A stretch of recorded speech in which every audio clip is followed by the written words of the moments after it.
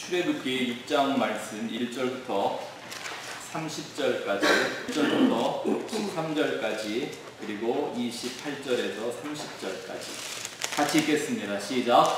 모세께서 모세에게 이르시되 이제 내가 바로에게 하는 일을 내가 보리라. 강한 손으로 말미암아 바로가 그들을 보내리라. 강한 손으로 말미암아 바로가 그들을 그의 땅에서 쫓아내리라.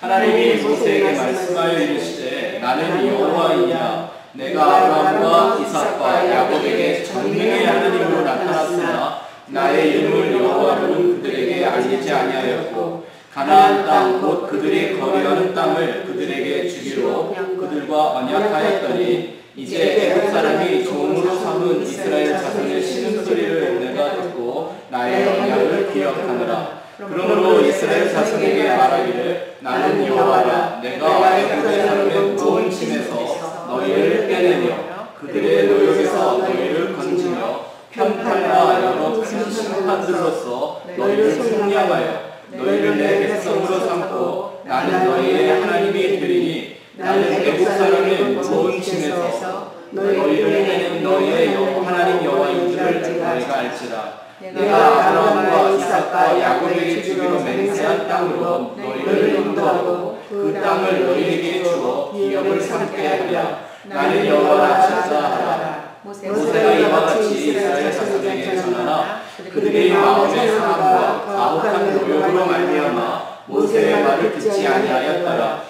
여호와께서 모세에게 말씀하여 이르시되 들어가서 애굽 왕 바로에게 말하여 이스라엘 자손을 그 땅에서 내보내게 하라. 모세가 여호와 앞에 아뢰어 이르되 이스라엘 자손도 내 말을 듣지 아니하였거든 바로가 어찌 들으리까. 나는 입이 둔한 자니이다.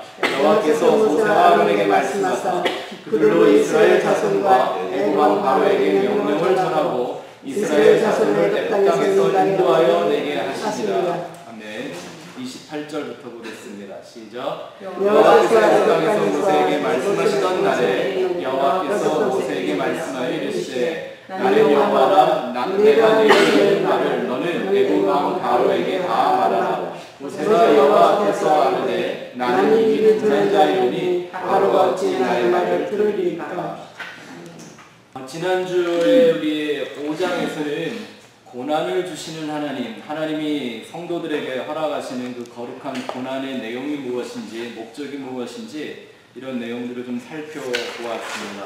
잠깐 좀 중요한 부분만을 복습을 하고 지나가자면, 고난이라는 건 하나님이 우리 모든 성도들에게 주시는 아주 특수한 섭리입니다. 여러분은 오늘 드린 노트 서론을 지금 보고 있습니다. 그래서 그 고난을 언제나 우리는 사실 준비해야 되고 기대해야 되고 배워야 하고, 또 그 고난이 우리에게 찾아왔을 때 하나님이 원하시는 방향으로 우리를 통과해 가야만 합니다. 지난주에 한번 말씀드렸지만 이 고난이라는 건요, 하나님도 어찌할 수 없는 그런 인간의 부정적인 상황이 아닙니다. 하나님이 의도적으로 무엇인가를 이루어 가시는 아주 특수한 섭리라는 말씀을 드렸죠. 그래서 그 고난 속에는 반드시 영원한 이유와 목적이 있는 하나님의 특별한 작전입니다. 어떤 작전일까요? 진리를 완성하는 사역입니다. 고난을 통해서 우리는 그 진리가 무엇인지를 발견하게 되고 그 진리의 주체가 바로 하나님 자신이라는 것을 우리는 아주 고난의 속에서 정확하게 배우게 됩니다. 그렇게 하나님 안에서 축복과 고난은 언제나 같은 목적으로 쓰여집니다. 같은 목적으로 쓰여집니다. 모세에게 임했던 또 그 백성들에게 임한 고난, 바로 역시 마찬가지입니다. 갑자기 자기 나라의 종패의 위기가 생긴 상황이 됐죠. 이런 것들은 우리 하나님의 어떤 실패나 단순한 시행착오가 절대 아닙니다. 말씀드린 것처럼 어떤 의미가 있다고 그랬죠? 몇 가지 하나님의 놀라운 지혜가 있었는데, 첫 번째는 모세를 그 민족 안에서 갑자기 그 사람을 그 민족의 중심으로 만들어버리는, 리더로 만들어버리는 하나님의 작전이기도 했고요. 이스라엘 사람이 애굽 사람으로부터 완전히 구별되는 그런 방식이기도 했습니다. 그렇죠? 지금까지는 400년 동안 애굽 사람, 이스라엘 사람 할 것 없이 서로 잘 먹고 잘 살다가 이제는 어떻게 되는 거예요? 이제는 할 수 없이 정확하게 구별이 돼요. 애국 사람, 이스라엘 사람 사이에 설 수가 없습니다. 무슨 의미가 있는지 이제 아시겠죠? 이런 고난을 통해 하나님은 분명히 하나님의 사람인 것과 하나님의 사람이 아닌 사람들을 분별해 내십니다. 애굽에 살고 있지만 애굽에 속한 사람들이 아니라 그들이 살 곳은 따로 정해져 있는 사람들이라는 것을 보여줍니다. 복음 그대로죠.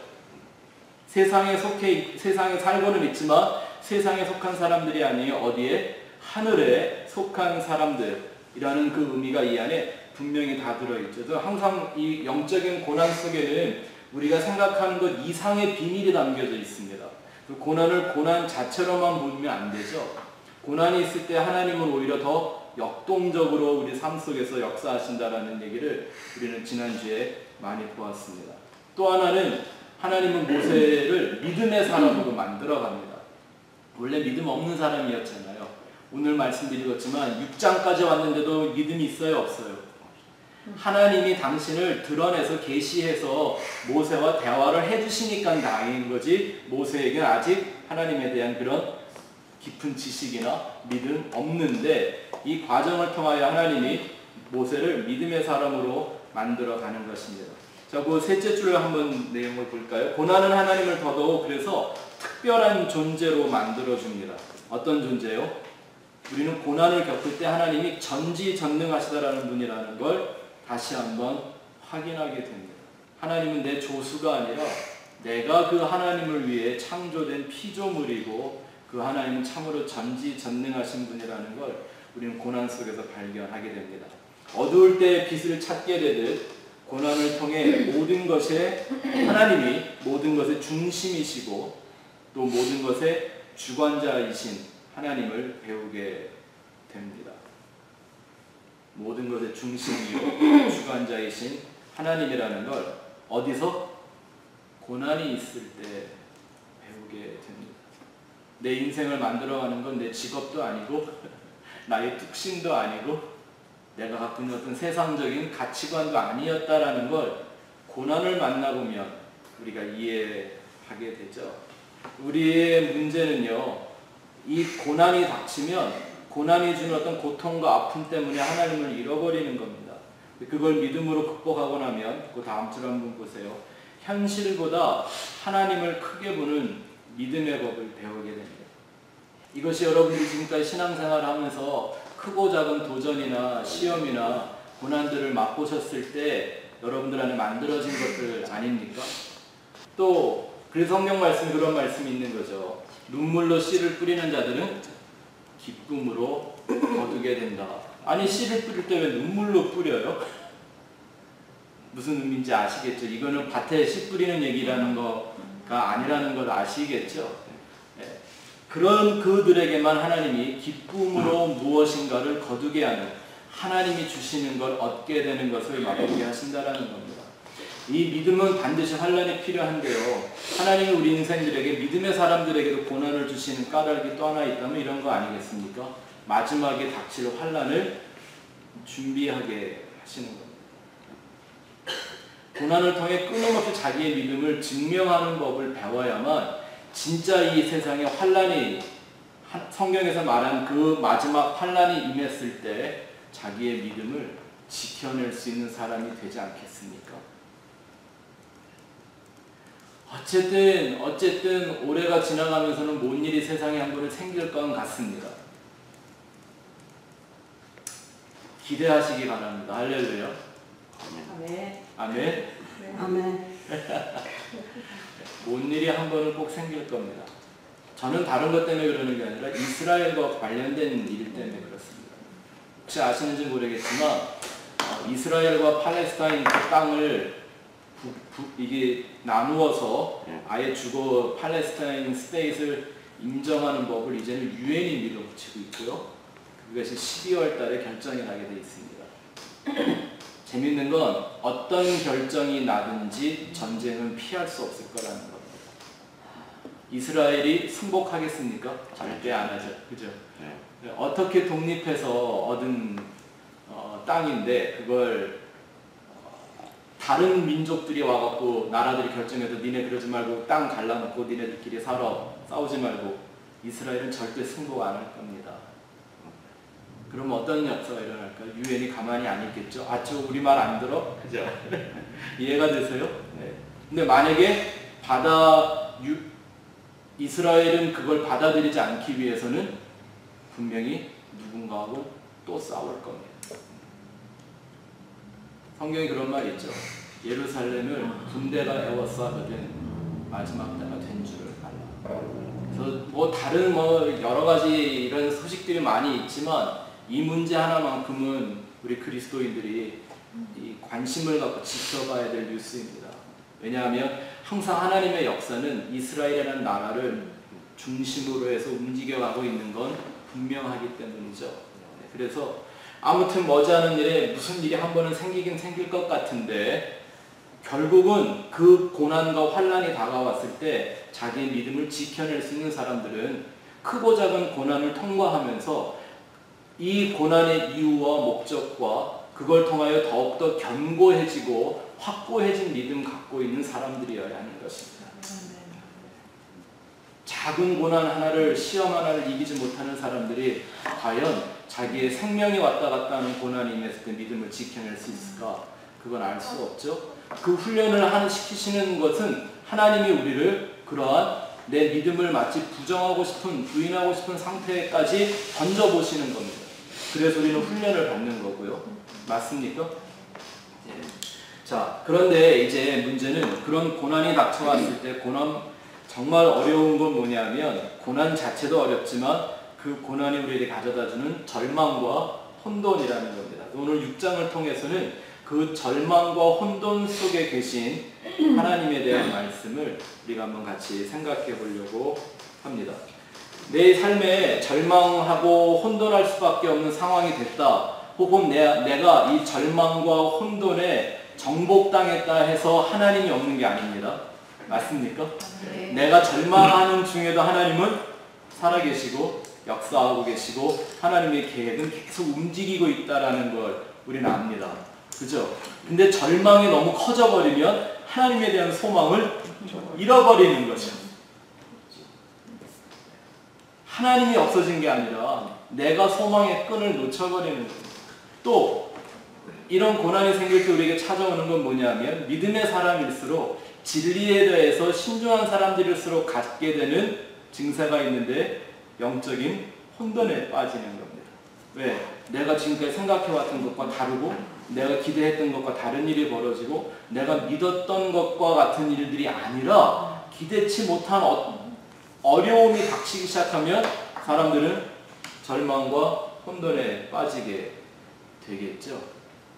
자, 그 속에서 계신 절망과 혼돈도 하나님이 역시 사용하시는 영적인 고난의 도구라는 걸 오늘 우리가 좀 같이 생각해 보려고 합니다. 이 신출내기 모세에게 엄청난 절망과 혼돈이 함께 찾아옵니다. 왜냐하면 오늘도 성경을 읽어보셔서 아시겠지만 지금 모세는 어떻게 할 수 없는 그걸 뭐라고 그래야 되나요? 사방팔방이 꽉 막혀서 사면초가 어디로 가야 할지 뭐 동문서답 그런 것도 동쪽 문이 닫히면 서쪽에 답답하다 그 말 아닌가요? 농담입니다. 농담. 네. 하여튼 지금 이 진퇴양난 뭐 지금 모세는 이런 상황에 빠졌습니다. 한번 생각해 보세요. 리더한테 찾아올 수 있는 가장 큰 위기가 뭐냐면요. 사람들이 등을 돌리는 겁니다. 외면하는 겁니다. 나의 리더십을 인정해 주지 않는 겁니다. 아니 분명히 하나님이 나를 리더로 가서 구원하라고 나를 보냈는데 사람들이 내 말을 듣기 싫어하고 나를 버리면 내가 도대체 뭘 할 수가 있겠습니까? 그렇다고 하나님이 그를 도와주는 것 같지도 않고요. 그죠? 이런 문제가 찾아오니까 우리가 지난주에 읽어봤던 것처럼 모세가 하나님 앞에 가서 하나님 왜 하필 이런 나를 보내줬습니까? 이런 얘기 하게끔 되죠. 네?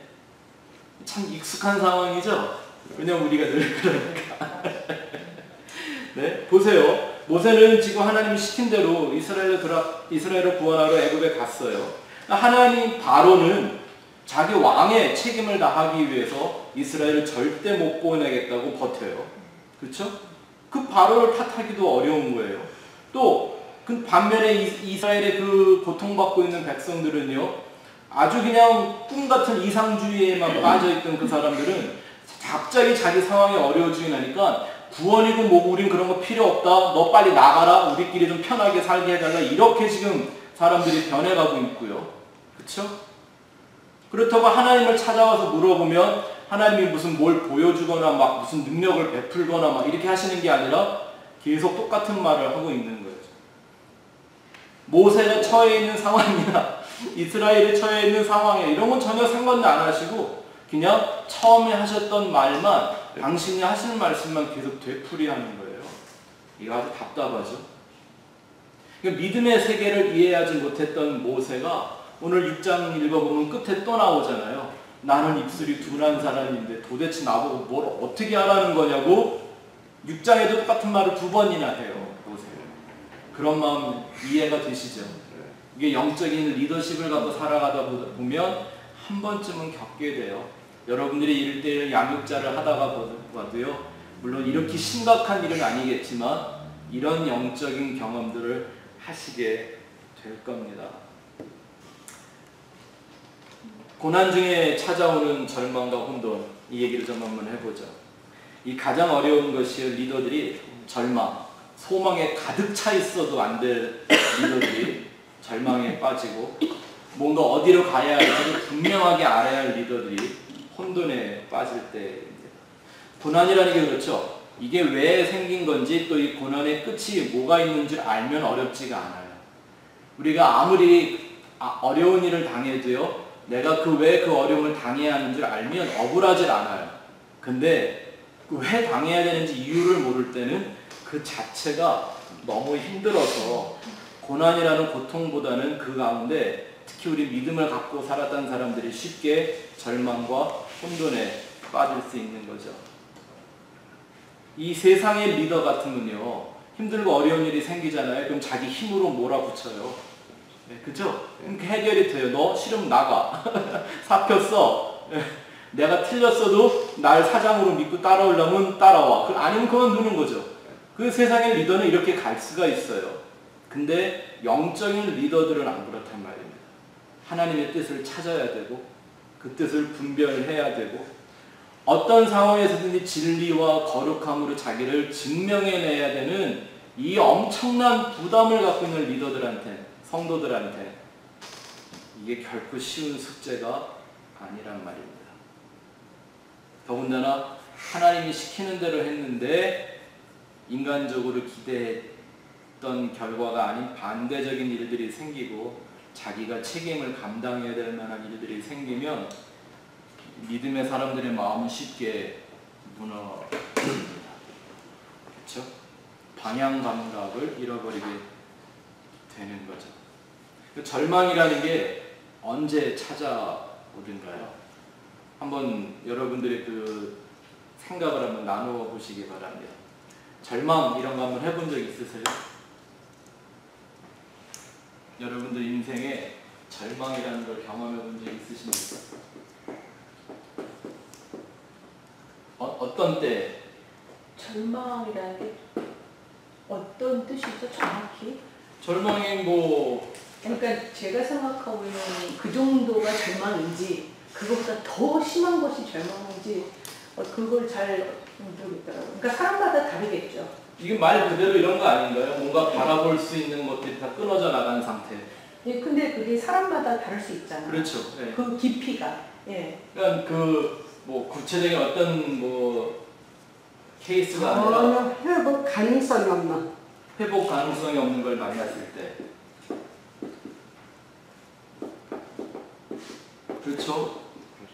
이런 게 보이면 이건 아무리 내가 노력해도 고쳐질 게 아니구나라고 하면 그 사람은 절망하게 되죠. 뭐 예를 들어 불치의 병에 걸렸다든지, 그죠? 이런 상황이 생겼을 때. 낭떠러지에 딱 서 있을 때. 낭떠러지. 낭떠러지. 예스. 그죠? 더 이상 갈 데가 없고. 갈 데가 없잖아요. 코너에 몰렸다는 코너에 의미죠. 그죠? 거기서 누가 거기서 쭉 밀면 밀면에 떨어지는 끝장이 나버리는 거죠. 자기의 끝이 보이는 네, 절망 끝이죠, 그죠? 끝이 보이는 상태. 그렇죠. 네. 도대체 다른 데로 빠져나갈 빠져나갈 구멍이 구멍이 없고. 없고. 네. 태산이 무너져도 솟아날 구멍이 있다는데요. 재밌는 건 하나님이 집어넣은 고난은요 솟아날 구멍이 없습니다. 못 빠져. 네, 못 빠져나가게 하나님이 완전한 고난 속에 딱 집어넣으십니다. 이때 좀 이따 그런 얘기 볼 건데요. 네. 또 어떤 때 그런가요? 좀 솔직하게 이미 끝나버린 거. 이미 끝나버린 거. 지나버린. 응. 그죠? 비슷한 얘기네요. 네. 또. 솔직히 절망을 느껴본 적이 없는 것 같아요. 오, 지금까지. 예. 무엇보다. 네. 은혜죠, 은혜. 네. 또, 뭐 없으실까요? 이런 거 혹시 경험해보지 못하셨어요? 네, 집사님 말씀하신 비슷한 얘기예요. 자기 힘으로는 아무것도 할 수 없는 상태를 만날 때. 그러니까 내게 갖고 있는 어떤 능력으로도 해결할 수 없는 뭔가를 만났을 때. 이게 다른 사람들한테는 쉬운 일일 수도 있어요. 근데 나는 그걸 해결할 수 있는 능력이 없는 거예요. 그것이 뭐 물질이든 그것이 어떤 지식이든 어떤 훈련의 방식이든 그쵸? 네, 이런 거. 그러니까 자포자기하게끔 되는 거죠. 이런 상태가 우리에게 찾아오는 절망인 거죠. 뭐 다른 말로 우리가 더 다른 얘기들 해볼 수 있겠지만 다 이 안에 포함되는 그런 얘기들이겠죠. 근데 하나님이 정말 믿음의 사람들한테는요 때때로 이 절망을 꼭 맛보게 하신다라는 겁니다. 진정한 믿음의 시작이 예수님 말씀처럼 자기 부인으로부터 시작해가서 자기 부인으로 이루어져가는 그런 것이라면 절망을 맛보는 것은 믿음의 성장에 성숙에 반드시 필요한 과정이겠죠. 이걸 여러분들이 좀 잘 이해하시면 좋을 것 같습니다. 내가 스스로 나에 대한 절망을 나를 부인해야 될 만큼 나를 삭제해버리고 싶을 만큼 절망을 깨달아내지 못하면 하나님이 그 사람을 글로 끌고 가세요. 온전한 믿음을 갖게 하시기 위해서. 깨닫지 못할 때. 네. 예를 들면 이런 겁니다. 아주 그 쉬운 예를 보여준 게 뭐냐면 예수님한테 충성을 맹세하는 베드로한테 예수님이 너는 내일 닭이 울기 전에 3번 날 부인할 거야. 만약에 예수님이 그런 얘기를 안 해주셨는데 베드로가 부인했어도 굉장히 속상하고 자기 자신에 대해서 네? 그죠? 여기 다 나오네요.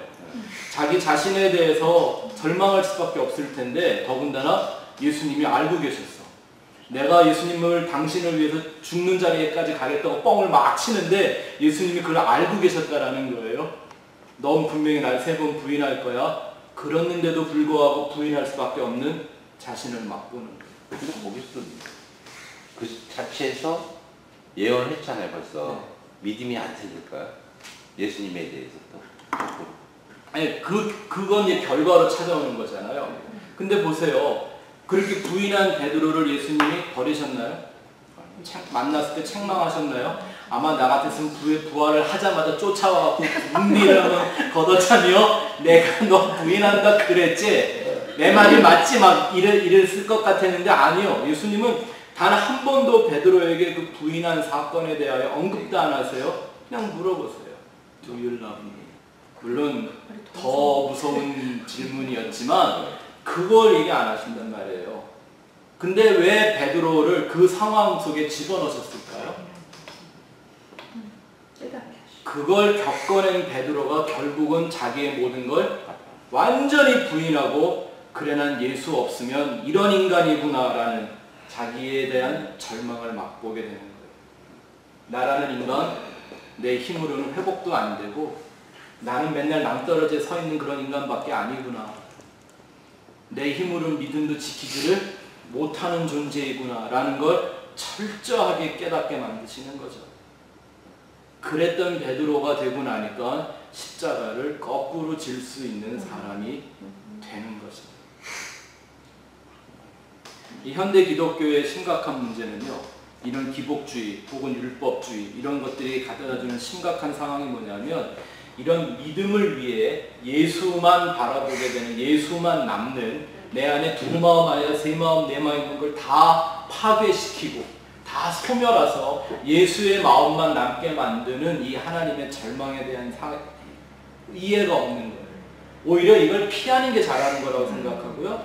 하나님이 꼭 우리를 건져주신다고 생각하고요. 아니요. 베드로가 부인하도록 내버려 두셨단 말입니다. 그런 말까지 하셨잖아요. 칼을 쓰는 자는 꼭 말 잘하는 사람은 꼭 말로 망하는 똑같은 거예요. 사람은요 자기 전공에서 무너지는 거예요. 근데 하나님은 정말 자기가 사랑하는 믿음의 사람들을 이 절망을 맛보게 하세요. 근데 믿음의 사람과 아닌가가 구별이 되는 건, 그렇게 자기에게 절망했던 가룟 유다는, 믿음이 가짜였던 가룟 유다는 스스로 목숨을 끊어버리는 자기의 의를 선택했지만, 정말 쥐톨만한 겨자씨만한 믿음이라도 예수를 향한 살아있는 믿음을 가졌던 베드로 같은 사람은 다시 회개하여 하나님의 나라를 세우는 주의 종입니다. 절망을 통과해봐야 정체를 분명하게 알 수가 있는 거죠. 오늘날 교회가 이 하나님이 우리에게 주시는, 맛보게 하시는 이 절망을 얘기를 관심을 안 갖는 건요, 어찌 보면 참신화, 참된 믿음에 대한 관심이 없기 때문입니다. 그냥 교회 다니면서 잘 먹고 잘 살고 캐세라 세라, 그거 원하는 거죠. 만사 형통 무사 안일. 믿음이, 진짜 믿음이 무엇인지에 대한 관심이 없습니다. 근데 이 절망을 맛보기 전에는요, 절대 내가 예수 그리스도와 연합되는 그 영적인 이 은혜를 깨닫기가 어렵습니다. 자, 그 다음 혼돈이라는 과정을 한번 가서 볼까요? 또 한번 질문을 해볼게요. 혼돈은 언제 생기는가요? 그런 거랑 틀릴 때. 이런 거. 기대치가 높을 때.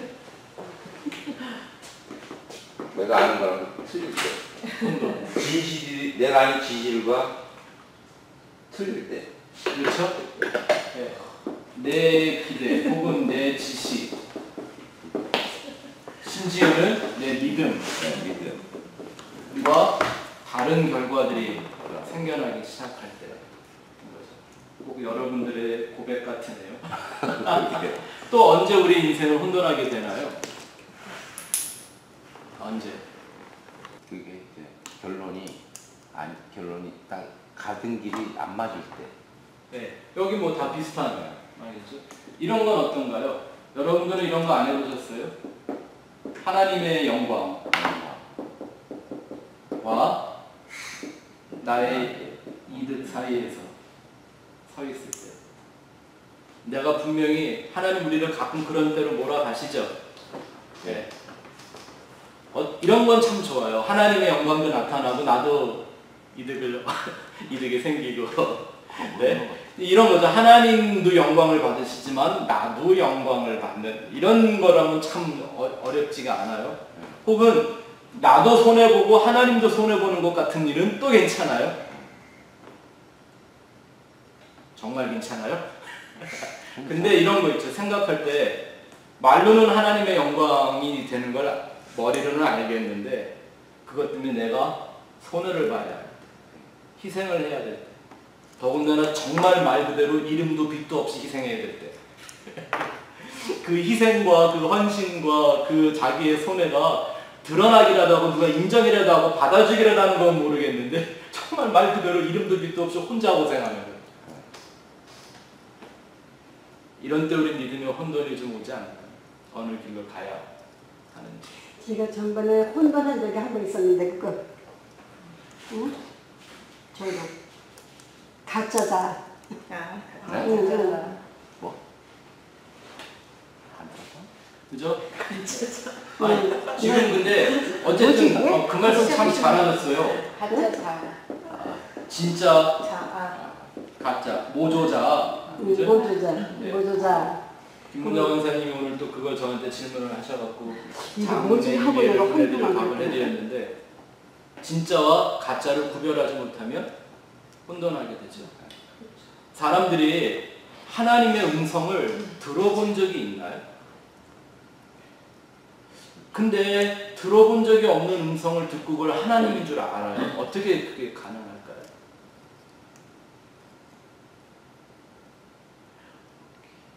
영어로 아는 거 아, 아니에요? 믿어지던데요? 저는 믿어지더라고요. 아니 그게 이런 거예요. 제가 한번 제가 만났던 선교사님의 간증 말씀드렸지만 그분은 분명히 주님의 음성을 듣고 아프리카 선교로 갔어요. 근데 너무너무 고생을 하고 포기하려고 하나님께 기도하면서 왜 여길 날 보내셨냐고 그랬더니 난 널 거기 보낸 적이 없다 그러시더래요. 그러면 그 사람이 들은 음성은 누구 음성을 들은 거예요? 가짜. 그러니까 이분은 지난 몇 년간 아프리카에서 고생한 것보다 뭐가 더 이분한테는 멘붕이었을까요? 그게 가짜라는 가짜. 그거 진짜 도대체 나는 뭘 듣고 여기까지 온 건가라는 거겠죠. 그러니까 이제 그걸 진짜 음성을 들은 분들도 계시잖아요. 아, 그럼요. 예. 그럼 그걸 분별하는 거는 어떤 기준으로 분별을 해야 되나요? 자기 이제 영성인가요? 어쨌든 그 얘기는 뭐 우리가 케이스 바이 케이스니까. 저는요 그 자아라는 것이 그냥 자면 자지 진짜 자 가짜다 그거를 생각을 못 해봤어요 한 번도. 근데 목사님 그거에 대한 진실은 당장 자기가 깨닫지 못하더라도 시간이 흐르면 하나님이 알게 하실 것 같은데. 그럼요. 예. 예. 그래서 깨달을 것 성경을 보면 열매를 보고 열매를 보면서 분별을 하라고 말씀을 하고 있죠. 예. 근데 그 열매도 또 뭔지가 분명해져야죠. 네. 열매. 보통 우리가 말하는 이렇게 그냥 막 헛된 열매 이런 거 말고요. 진짜 하나님이 받으시는 그 열매. 우리 지난주에 배웠죠. 깨끗하다, 청결하다라는 말의 뜻은 하나님이 받으신다라는 거지. 이게 뭐 좋고 나쁘고 문제가 아니에요. 그죠? 네. 하지만 어쨌든 이런 문제들이 생길 때 우리는 갑자기 믿음의 혼돈 가운데 빠지게 됩니다. 그럴 수밖에 없는 게요. 하나님과 우리가 너무나 다르기 때문에 또 하나님의 법과 세상의 법이 오늘 우리가 날 사는 것처럼 너무나 다르기 때문에 세상의 교훈과 하나님의 진리가 너무나 다르기 때문에 이것이 상반된 상황에 쓰게 되면 우리는 때로 영적인 혼돈을 빠지게 됩니다. 근데 오늘날 진짜 교회가 빠져있는 혼돈이 하나가 있죠. 그게 바로 뭐냐면 하나님의 진리에 대한 혼돈입니다. 네.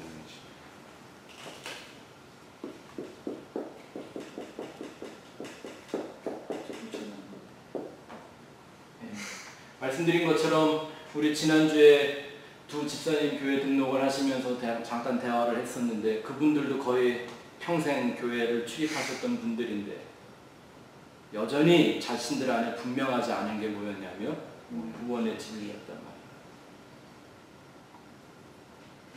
그래서 이제 1대1을 꼭 하실 걸 권해드리고 조금 설명도 드리고 오늘 교회가 이 구원의 확고한 진리에 서지 못하는 제일 뚜렷한 이유가 뭐냐면 이번 주일도 그 얘기를 할 건데요. 구원의 주체가 예수가 아니라는 거예요. 그냥 예수라는 이름만 부를 뿐 내가 그 예수에 의해서 구원받은 거라는 생각을 못하는 거예요. 그게 뚜렷한 감이 없어요. 내가 구원받고 싶다, 천국 가고 싶다라는 생각만 하는 거지 정말 그 예수를 만나 예수가 내 인생의 구원자요 주인이 돼본 적이 없는 거예요. 말씀드렸잖아요. 목사님들 중에도 이런 분들이 많다고. 머리로는 아나. 그죠? 네. 자기 마음은 사실 주님과 한 번도 연합이 돼본 적이 없는 그런 사람. 그런데 그들을 가만히 내버려 두면 하나님이 그들을 구원하시려고 하는 걸까요? 아니겠죠. 그들에게 이 혼돈된 것들을 온전히 깨닫게 만들고 진짜를 깨달아서 그 진짜를 찾아가게끔 만들려면 할 수 없이 하나님이 하시는 작업이 뭘까요? 혼돈 속에 집어넣고 한번 뒤집는 거죠. 이 겉사람하고 속사람을 완전히 분리시켜주면은 그렇죠. 예. 예.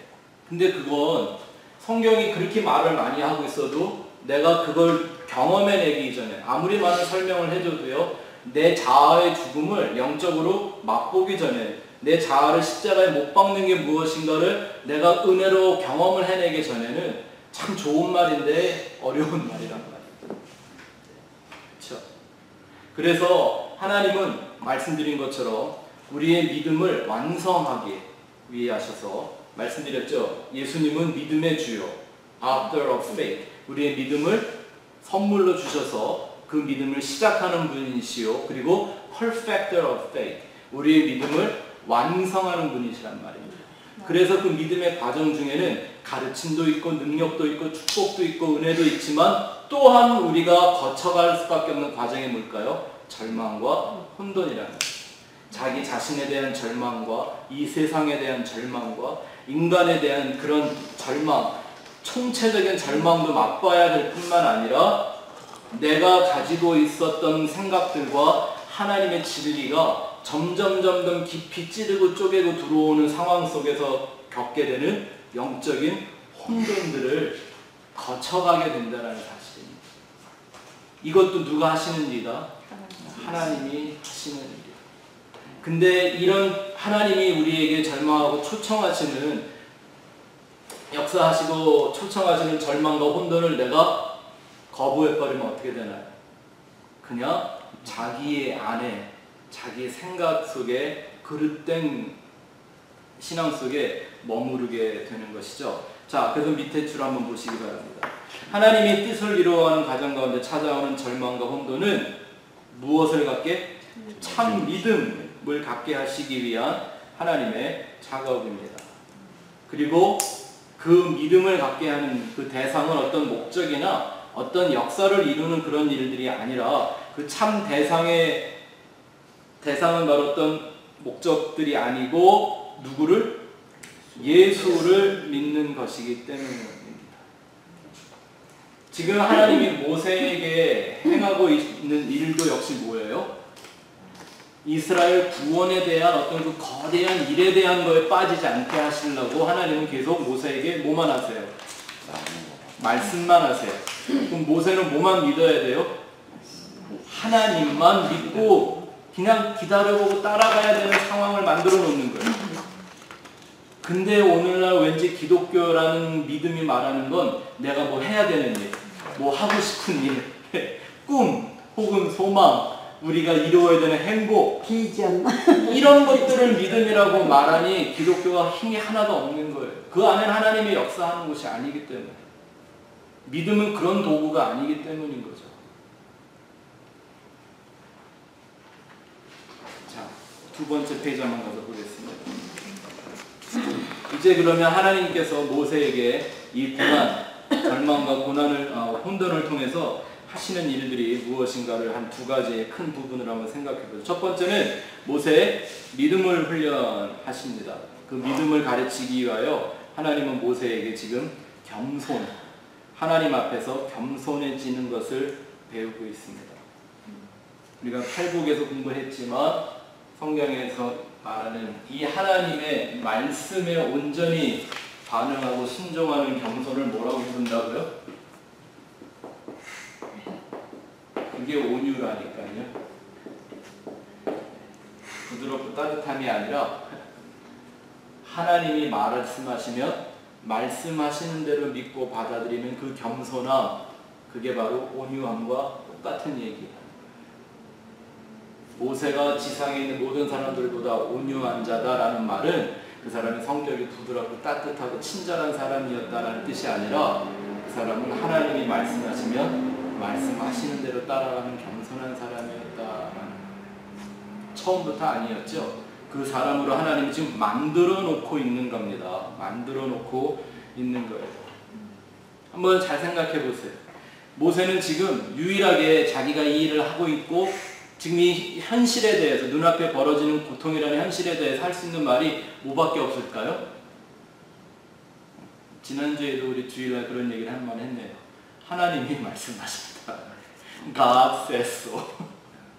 Because God says so. 하나님이 그렇게 말씀하셨기 때문에 나는 한다라고 밖에는 모세는 지금 할 말도 설명할 방법도 없는 겁니다.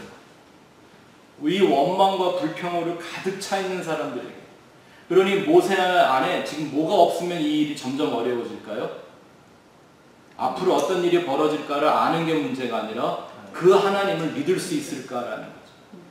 도대체 어느 날 갑자기 불 가운데 나타나서 소리를 내서 이 엄청난 일을 하라고 한 그 하나님이라는 존재, 야훼라는 그 존재를 내가 믿을 수 있을까라는 상황 속에 하나님이 던져놓는 거죠. 하나님을 믿지 않으면 아무것도 할 수 없는 이런 진퇴양난의 상황을 지금 만들어 놓은 겁니다. 뿐만 아니라 그 상황은 어떤 거냐면 자기를 도저히 의지할 수 없는 상황입니다. 내가 할 수 있는 게 아무것도 없어요. 그렇죠? 또 사람을 의지할 수 있나요? 아니요. 사람은 다 모세에게서 등을 돌리고 말았어요. 모세는 유일하게 지금 할 수 있는 게 뭐만 하냐면 하나님한테 물어보고 하나님이 말씀하시면 그거 말씀 잘 듣고 말씀하신 대로 기다리며 한 걸음씩 따라가는 것밖에 없는 거예요. 이 상황을 사도 바울은 로마서에서 이렇게 한 절로 이 말을 풀어내죠. 한번 같이 읽어볼까요? 로마서 10장 17절 시작. 그러므로 믿음은 들음에서 나며 들음은 믿음의 말씀으로 말미암아. 그럼 뭘 잘해야 한다는 거예요? 하나님의 말씀을 잘 듣는 거예요. 근데 모세는 지금 할 수 있는 게 그거밖에는 없는 거죠. 하나님이 그런 상황을 만들어 놓고 모세한테 우리가 소위 말하는 인텐시브 스터디를 시키시는 거예요. 여기 답 뭐 쓰는 거예요? 하나님 앞에 겸손해지겠어요. 온유. 온유? 예, 온유. 그 다음에 온유. 그 상황이 이해가 되십니까? 하나님이 우리에게 더 큰 믿음을 갖게 하시는 믿음의 성장 과정이 언제나 이러한 스테이지를 만들어 놓으신다는 겁니다. 또 두 번째 가서 볼까요? 하나님이 모세에게 하시는 그 리더십의 훈련. 우리가 요즘 계속 이 얘기를 하고 있어서 여러분들에게 쉽게 이해가 될 텐데요. 모세는 오늘 말씀에도 보면요. 자기가 말로 사람들을 어떻게 설득해서 뭔 일을 이룰 수 있을까라는 생각만 하고 있어요.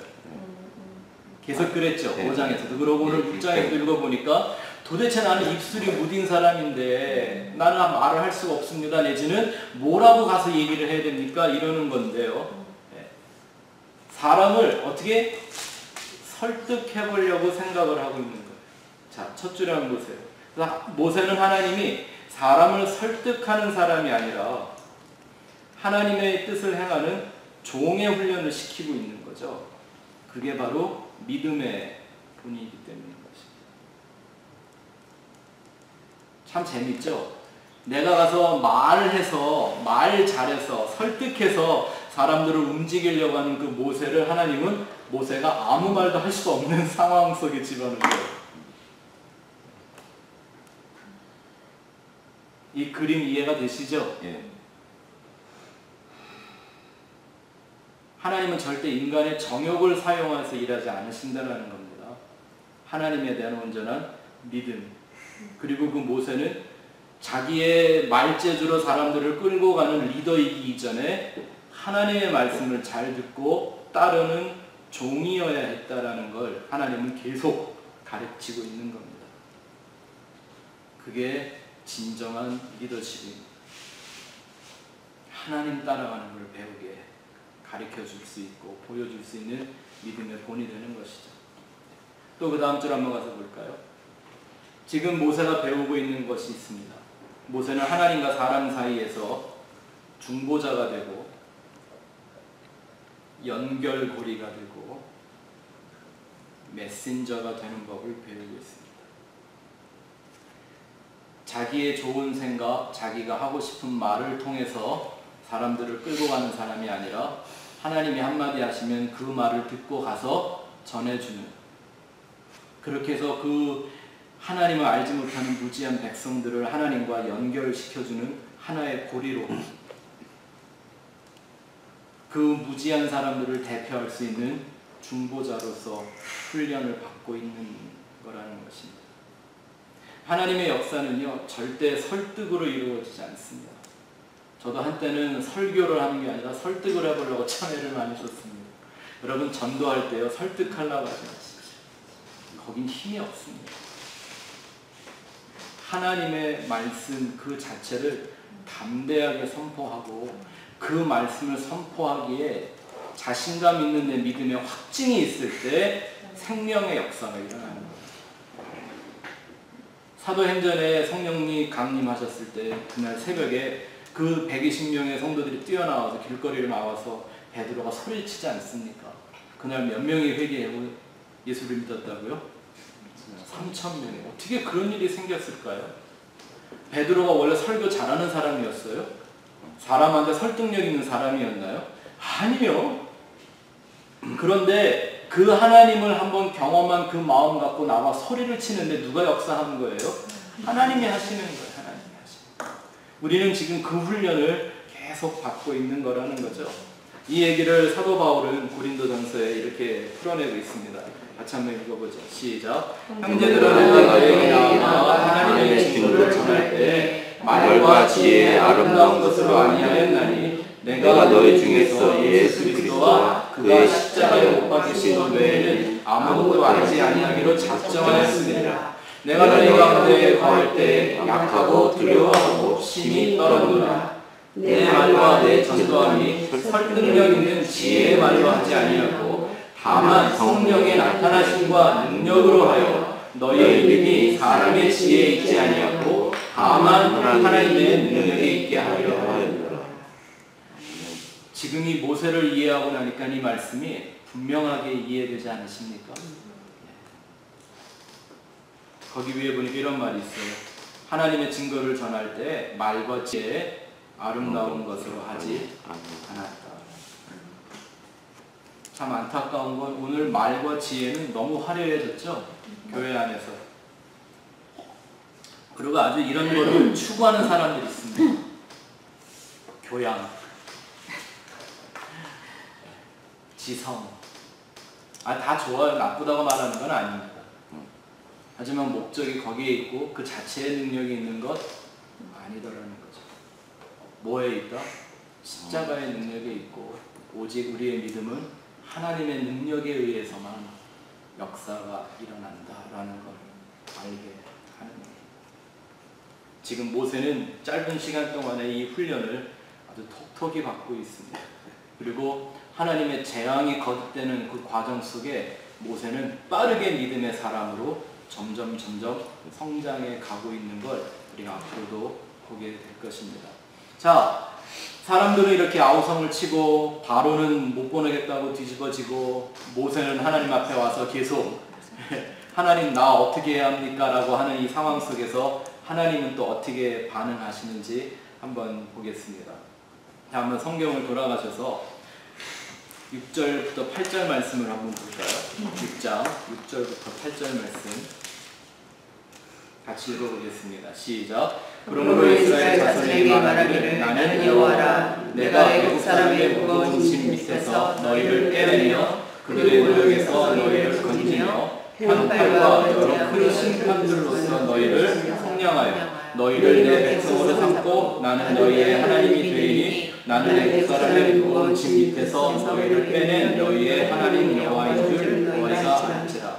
내가 아브라함과 이삭과 야곱에게 주기로 맹세한 땅으로 너희를 인도하고 그 땅을 너희에게 주어 기업을 삼게 하리라. 나는 여호와라 하셨다. 예수와 십자가의 복음을 아는 사람들은요, 이 세 절의 말씀이 구약에 있는 하나의 사건이 아니라 살아있는 십자가의 도로 그냥 보이고 들리게 될 겁니다. 그렇죠? 또 이 말씀에 보면 이 말씀 6절 속에 하나님의 놀라운 계시가 들어 있습니다. 아마 이때는 모세가 깨닫지 못했겠지만 6절의 끝부분에 보면 이런 말씀이 있죠. 여러 큰 심판들로서 뭐 하신다? 너희를 속량하신다. 그러면 앞으로 애굽에게 닥칠 모든 재앙들은 하나님 뭘 하시기 위한 거예요? 이스라엘을 속량이라는 게 뭐죠? 하나님이 뭔가를 속량이라는 말을 원래 제일 많이 쓰는 게 쉽게 우리말로 바꾸면요, 몸값이에요. 몸값. 유괴범들이 몸값 달라고 그러죠. ransom. 그걸 속량이라고 그래요. 여기에 뭐가 보여요? 예수 그리스도의 십자가의 구원의 사건이 계시가 그대로 다 되어 있죠. 여기서 애굽의 무거운 짐, 이게 바로 우리가 수고하고 무거운 짐인 우리의 죄와 세상 권세라는 걸 이해하면 이게 복음으로 더 이해가 잘 되실 겁니다. 그렇죠? 자, 다시 노트로 한번 돌아와 보죠. 결국 이 한 절의 말씀을 풀어버리면 이렇게 하나로 말할 수 있습니다. 나는 꼭 너의 하나님이 될 거다. 아멘. 이게 우리의 유일한 소망이죠. 내가 하나님을 택한 것이 아니라 하나님이 나를 택하셔서 그가 나의 하나님이 되시겠다고 하나님이 언약하시고 그걸 이루어내시는 겁니다.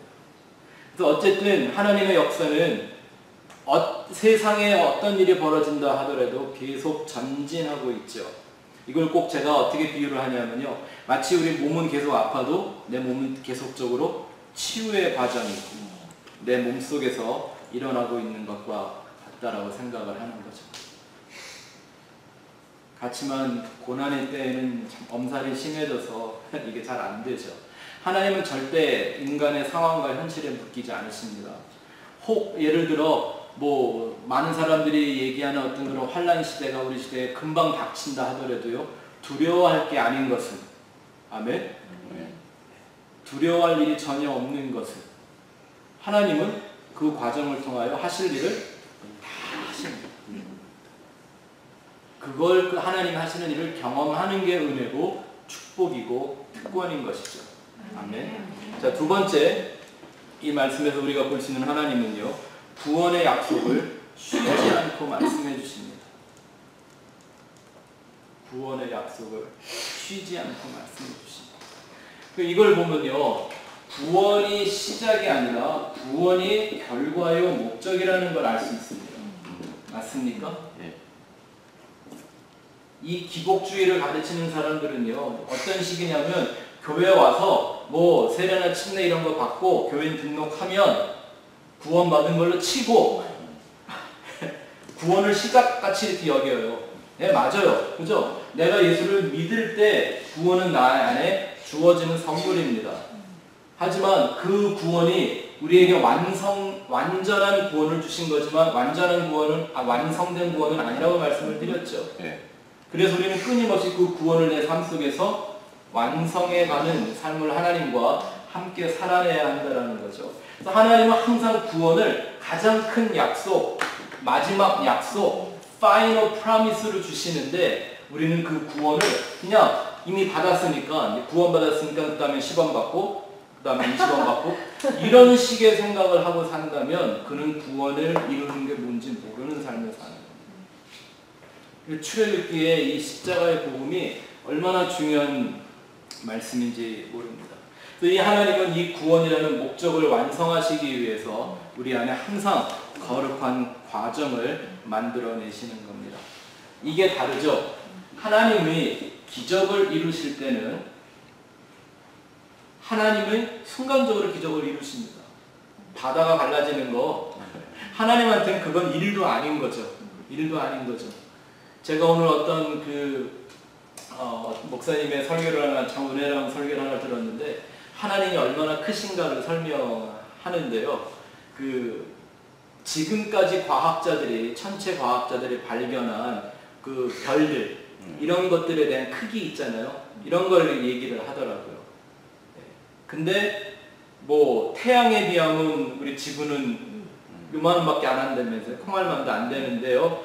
그 태양이 먼지처럼 보이게 할 만한 큰 별들이 과학자들이 발견한 별들이 2개, 3개나 더 된대요.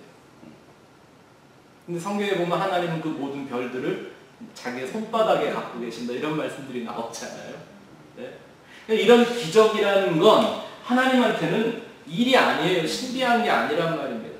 그런데 하나님이 우리 가운데 오셔서 은혜를 하시는 일은 나를 그 기적의 사람으로 만들어 가신다니까요. 나를 그 하나님의 이 놀라운 기적의 사람으로 그 하나님이 기적을 갖고 이 세상을 살아갈 수 있는 사람으로 만들어 가시는데 이거는 과정이 필요하다는 거예요.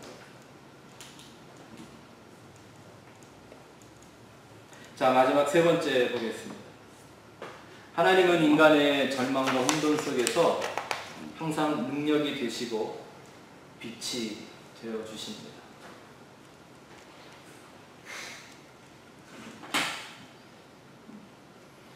어떤 고난이 와도 어떤 절망과 혼돈이 빠져도 거기에서 키가 있다면 그것은 하나님이라는 그 존재에게 집중하는 겁니다.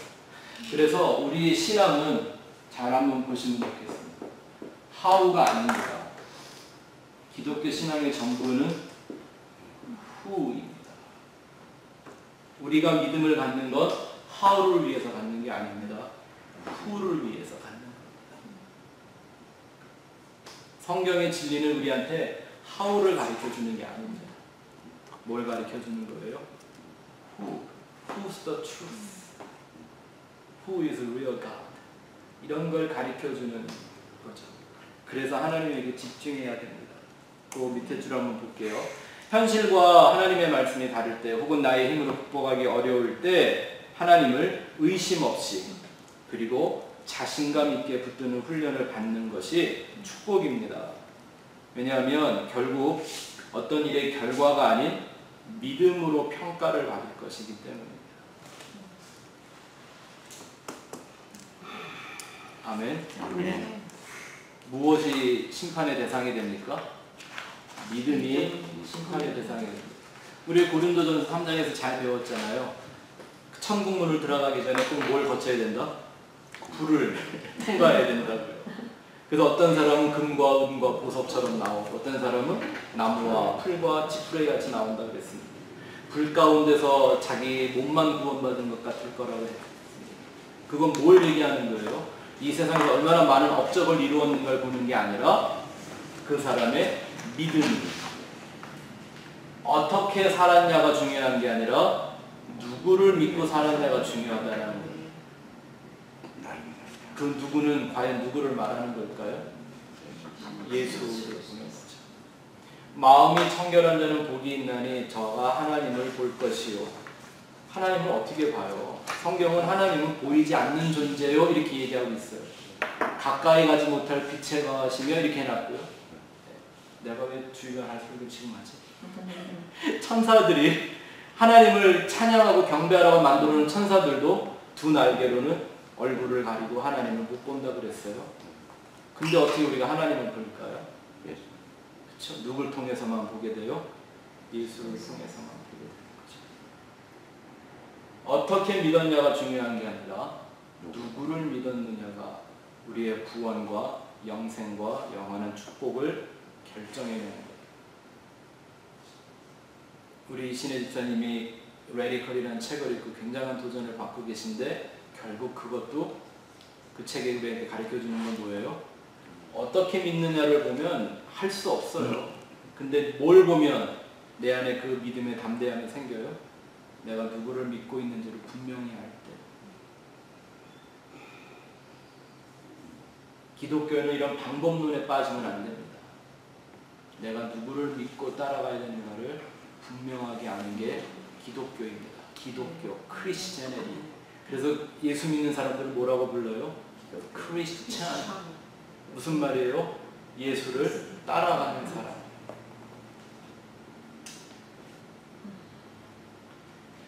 제가 여러분들에게 저한테 굉장히 좀 큰 힘이 됐던 말 하나 가르쳐 드릴 테니까요. 한번 노트에 적어보세요. 영어인데요.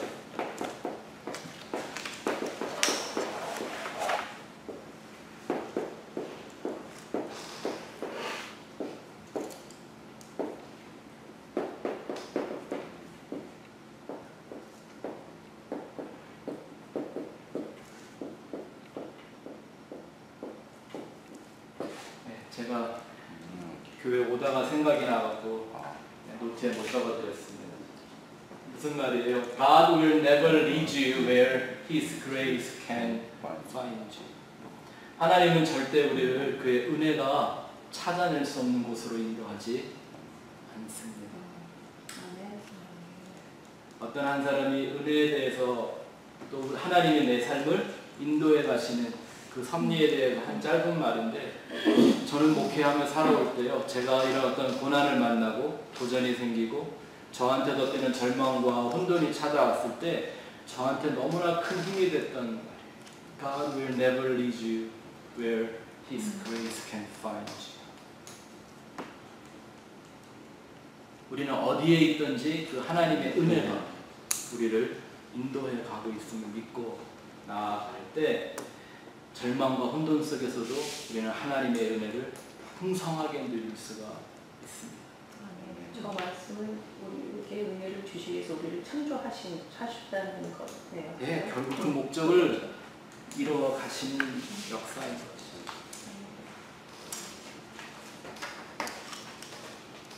그래서 여러분 삶 속에 때때로 하나님이 고난, 절망, 혼돈 이런 걸 맛볼 수밖에 없는 상황 속으로 끌고 가실 수 있습니다. 그때 오히려 하나님을 더 밝히 볼 수 있는 여러분들 되시기를 바랍니다. 그것이 나를 어떻게 새로운 믿음의 사람으로 변화시킬까를 기대하며 나아갈 때, 그래서 이래야 돼요. 하나님을 절망하게 하시면 절망해야 합니다. 이런 거 있잖아요. 선생님이 언제 열받냐면 그냥 아프라고 때렸는데 그 자식이 안 아파. 그럴 때도 더 맞아. 저는 어릴 때 저희 엄마한테 참 많이 맞았거든요. 근데 어느 날부터는 엄마가 때리는데 안 아프더라고요. 그래서 이 아픈 척을 하면 들이맞았을 텐데 안 아픈 척하고 실실 웃으니까 더 화를 내시다. 그래 더 맞아요. 하나님이 우리에게 내 자신에 대하여 절망을 맛보게 인도를 해 가시면 거기서 그걸 맛보는 거예요. 사도 바울이 그런 고백을 하죠. 하나님이 우리를 세상의 구경거리 같이 만들었다. 내가 내 마음에 사형 선고를 받은 것과 같았다. 만물에 찢기만큼도 여기시지 않은 것 같았다. 이게 다 뭐예요? 근데 그 고백을 하는 까닭이 뭡니까? 그걸 통해서 믿음이 더욱더 순결해지고 청결해지는, 그래서 오직 예수 그리스도만 바라보게 되는 그 믿음이 그에게 만들어져 가는 그가 알았기 때문입니다. 여러분 삶 속에 이런 일들이 있더라도 예수만 붙드는 분들 되시기를 축원합니다. 기도하겠습니다.